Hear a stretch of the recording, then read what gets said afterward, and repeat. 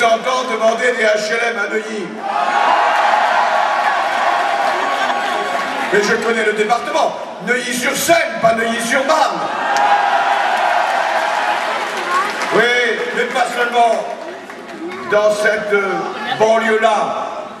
Partout où il y a des communes qui accueillent des emplois, qui accueillent des services, qui accueillent des commerces, ces communes-là peuvent aussi accueillir les populations qui y viennent travailler.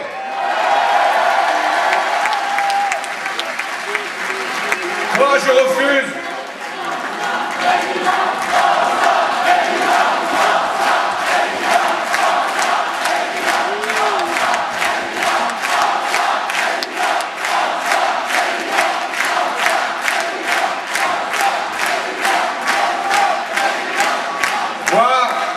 Dans la République que je veux, je refuse qu'il y ait du ghetto pour les riches et du ghetto pour les pauvres. Je veux de la mixité, je veux de l'échange, je veux du partage. Et la promesse républicaine que je vous adresse, c'est d'offrir un logement digne et abordable à chacun. Il y a 5 ans, certains étaient trop jeunes. Ils ne peuvent pas s'en souvenir. Le candidat qui fut élu et qui est aujourd'hui sortant,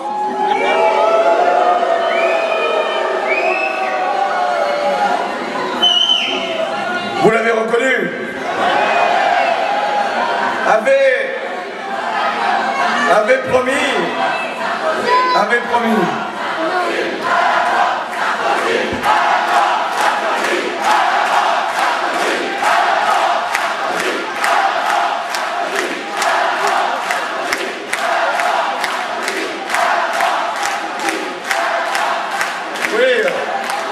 Ce sont les Français qui vont bientôt lui adresser la lettre de licenciement, mais d'ici là,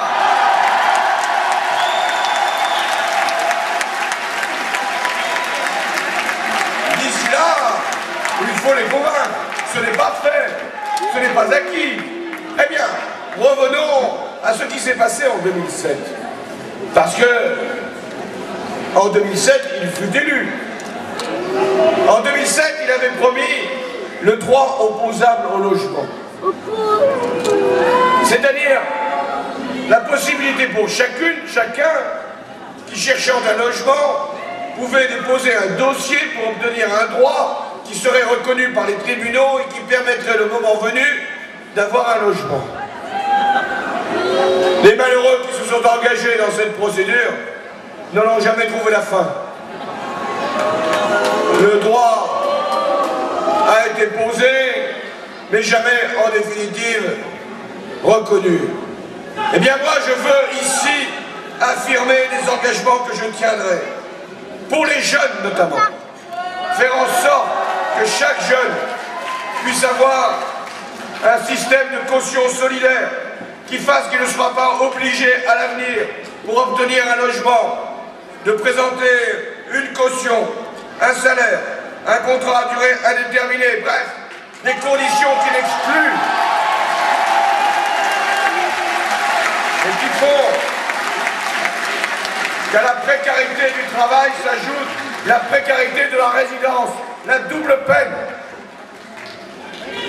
Nous ferons en sorte aussi que pour ces locataires, il n'y ait pas de loyer qui soit augmenté à chaque fois que le locataire précisément change de logement.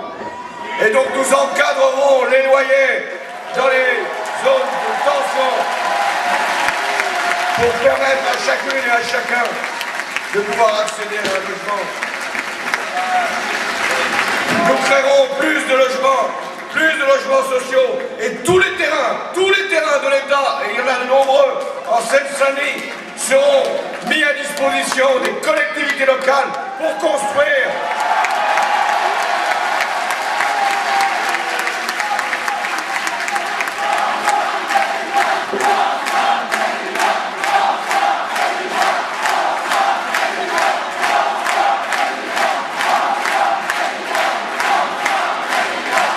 Ici, vous aimez vos villes, vous aimez vos quartiers, vous voulez leur rénovation, et vous avez raison.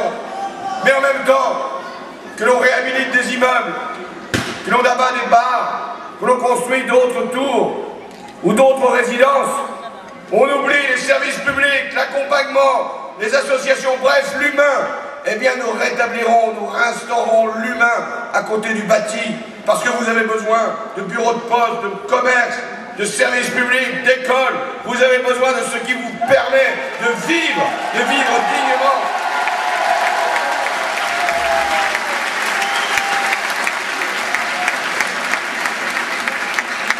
Vous avez aussi besoin de transport. Vous ne pouvez pas vivre enclavé comme c'est le cas d'un certain nombre de quartiers. Sentiment d'être mis à l'écart, loin de tout, être à part. Eh bien, les transports seront améliorés. Les transports seront sécurisés. Et le prix des transports sera modulé en fonction du revenu et pas simplement en fonction de la distance.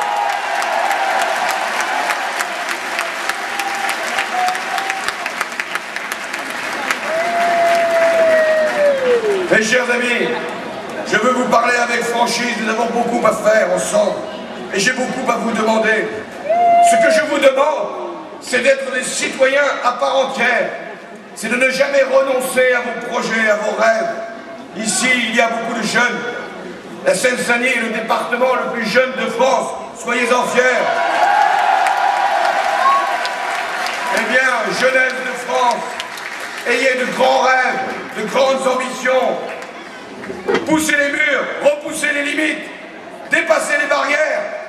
Aucune frontière ne vous sera opposée à votre propre réussite.